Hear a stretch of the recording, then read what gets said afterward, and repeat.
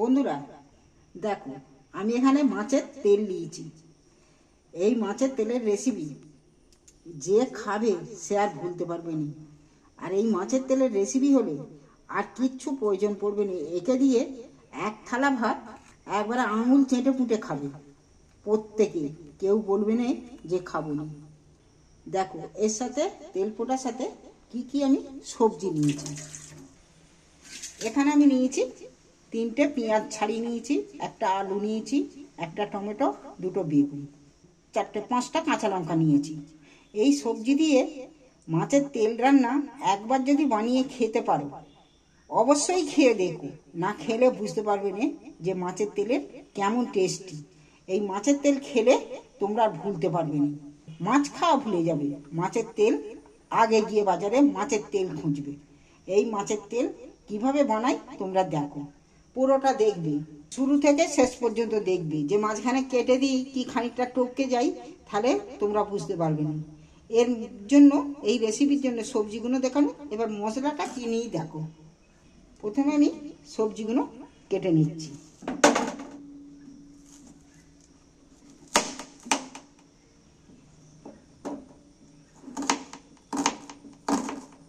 পেঁয়াজটা প্রথমেই আমি পেঁয়াজটা কেটে নিচ্ছি।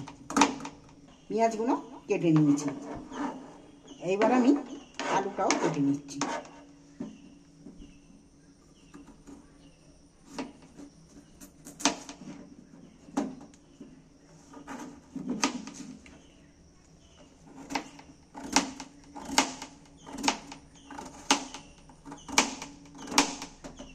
আলুটা কেটে নিলাম, অমনি ধুয়ে নিয়েছি। এবার ধুলেও চলবে, না ধুলেও চলবে, ছাড়িয়ে আমি ধুয়ে নিয়েছি প্রথমে। দেখো আলুও কেটে নিলাম। এবার বেগুনটাও, 2টো বেগুনকেই কেটে নেব। বেগুনটা কেটে দেখে নিই পোকা টোকা আছে কি না, পোকা নেই। এইবার আমি বেগুনটাকেও ছোটো ছোটো করে কেটে নেব।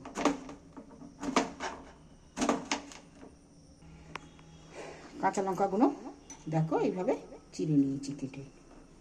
কাঁচা লঙ্কাগুলো চিড়ে নিয়েছি, 5টা কাঁচা লঙ্কা নিয়েছি। এবার টমেটোটাও কেটে নিচ্ছি।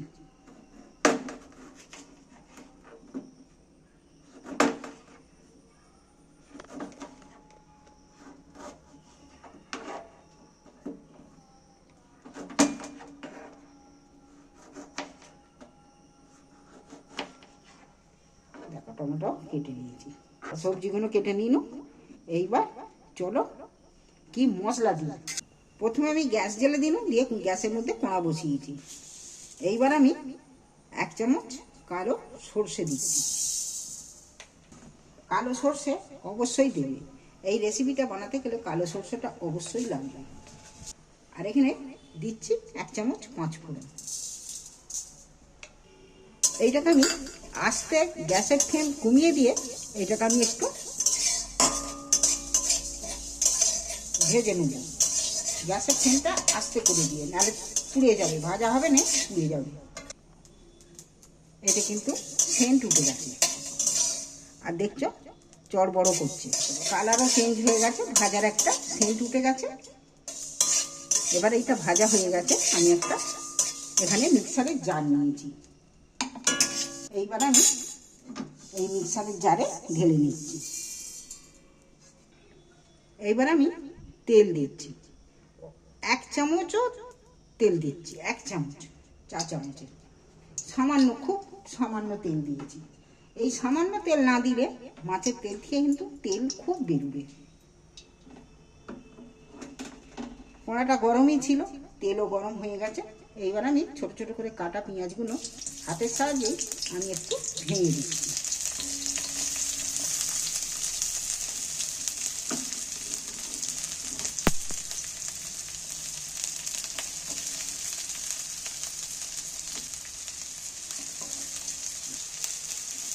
এইবার আমি আস্তে করে গ্যাসের ফ্লেম কমিয়ে দিয়ে এইটাকে এবার নাড়তে থাকবো।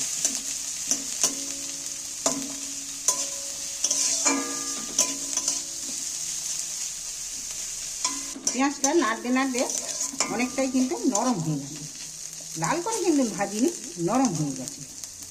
এইবার আমি এখানে 8-10 কষা রসুন নিয়েছি।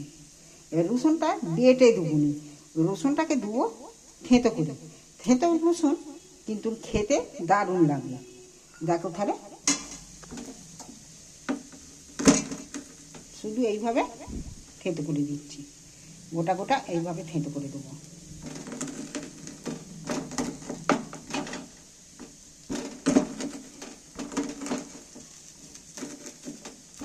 তোমরা এটা পারলে শিলেতেও থেঁতো করে নিতে পারো। আমার হাতের কাছে হামাল দিস্তি আছে বলে আমি আর শিল পাতিনি।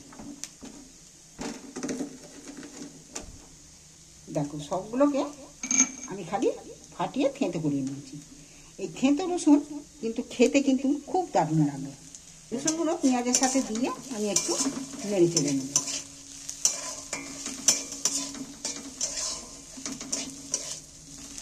পেঁয়াজের সাথে রসুনটাও কিন্তু সেন্ট উঠে গেছে। পেঁয়াজ রসুন অনেকটাই লালচে ভাব এসে গেছে।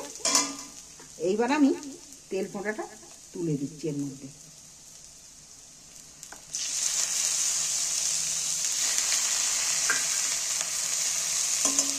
এইবার এই পেঁয়াজের সাথে একটু নাড়তে থাকবো, নাড়লেই কিন্তু এ থেকে তেল বেরিয়ে থাকবে।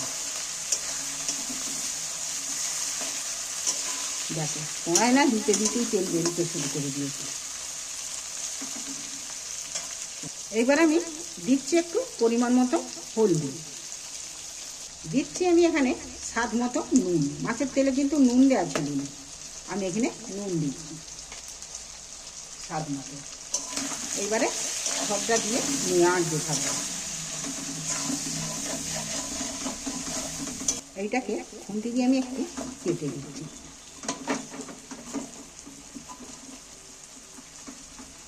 এইটা পটপটি টাঁচা।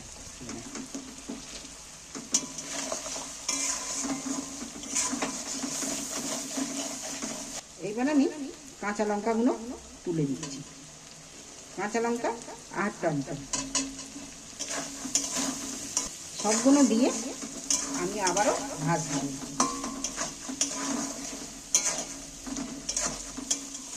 এই রেসিপি বানাতে গেলে গ্যাসের ফ্লেম কিন্তু একটু কমিয়ে দিয়ে বানাবো, যাতে পুড়ে না যায় আর কড়াই লেগে না যায়। দেখো সব কিছু কতটা নরম হয়ে গেছে। টমেটো নরম হয়ে গেছে, পেঁয়াজ টমেটো কাঁচা লঙ্কা সবাই নরম হয়ে গেছে। আর তেলও কতটা বেরিয়ে গেছে দেখছো, তেল ছেড়ে দিয়েছে কতটা। এইবার আমি আলু আর বেগুন আবারও ধুয়ে নিচ্ছি একবার, নিয়ে আলু আর বেগুন তুলে দিচ্ছি এর মধ্যে।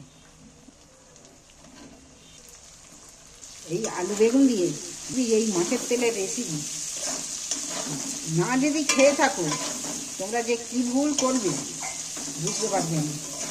একবার খেয়ে অবশ্যই ট্রাই করে খেয়ে দেখো। বাজারে গিয়ে কিন্তু আগে মাছ খুঁজবে না, আগে তেল খুঁজবে মাছ। দেখি দারুণ স্বাদের জিনিস।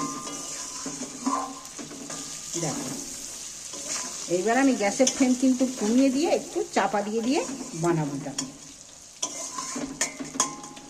বন্ধুরা, মশলাটা যে ভেজে রেখেছিল শুকনো খোলা, সেই মশলাটা আমি কিছুটা এখন দেবো, কিছুটা পরে দেবো। 1 চামচ মশলাটা দিয়ে দিচ্ছি ছড়িয়ে মধ্যে। এইবার আমি মশলাটা একই সাথে নেড়ে দিচ্ছি।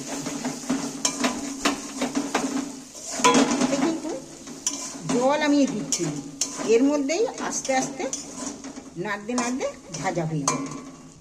এইটা কিন্তু আমি একটু চাপা দিয়ে দিচ্ছি। দেখি মিনিট 1.5-2 মতো হয়েছে, চাপা দিয়েছি। তোলায় বসে গেছে কি না, তোলায় বসেনি। গ্যাসের ফ্লেম তো একদম কমানো আছে, কিন্তু ফুটতে রয়েছে। দেখতে কত সুন্দর হয়েছে, না দেখলে না বানিয়ে খেলে বুঝতে পারবে না। সেন্টটাও দারুণ উঠেছে, এত দারুণ সেন্ট উঠেছে, মনে হয় ভাত নিয়ে এসো ভাত। একদম ভাত দিলে আঙুল চেটে ফুটে ভাত তোমরা খেয়ে নেবে। আর একটু চাপা দেবো, আর মিনিট 2 চাপা দিয়ে রাখবো। দেখি একদম সম্পূর্ণ হয়ে গেছে। দেখো একদম আলু একটা টিপে দেখাচ্ছি সেদ্ধ হয়েছে কি। হ্যাঁ, কিন্তু খুব সুন্দর আলু সেদ্ধ হয়ে যাবে।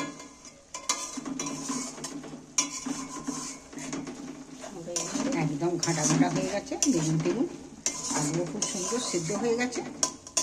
তোমরা এইভাবে একবার অবশ্যই এইভাবে বানিয়ে খেয়ে দেখো। মাছের তেল, গ্যাসটা অফ করে দিচ্ছি। আর এখানে গুঁড়ো মশলাটা যে দিয়েছি আরও খানিকটা রয়েছে, সেই মশলাটা এইবার আমি এইটা ছড়িয়ে দিচ্ছি। এই মশলাটা লাস্টে যে দিন এর যে গন্ধটা ফুটে নষ্ট হয়ে যাবে, ফুটবে না। আর গ্যাসের ফ্লেম অফ করে দিয়েছি। এইটা একটু নাড়াচাড়া করে মশলাটাকে আর ফোটানোর প্রয়োজন নেই, তাহলে এর সেন্টটা আলাদা আবার লাগবে।